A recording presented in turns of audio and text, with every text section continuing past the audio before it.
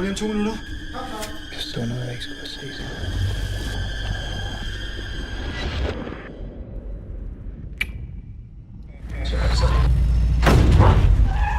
Jeg skal nok skaffe noget hjælp, ikke? Jeg skal bare lige... Tag min taske. Fjern min taske. Du kom sent hjem i går. Hvad er der med dig? Ja, det er fint. Det lover du mig. Ja. Skal der er noget, du ikke fortæller mig? Det er lang tid siden, lillebror. Har du 2 minutter? Det er billeder af danske soldater, der begår overgreb. Hvor har du dem fra? Jeg har dem bare. Hvis de her billeder kommer ud, så Hvilke konsekvenser kan de så få, tror du? det er for farligt. Der må der være andre, der kan have fat i de her billeder.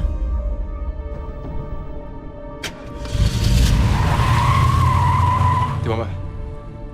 Ja, det var mig, der sad inde i bilen. I hvilken bil? Jeg som ramte ham, det var mig, der kørte ham ned. Der bliver der ikke fundet nogen til skadekommen. Det er det, vi kalder falsk alarm. Hvad? Vi stopper her.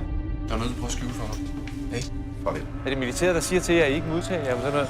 jeg ved ikke, om det er ting. Jeg ved jo ikke, om jeg kan stole på. Stop!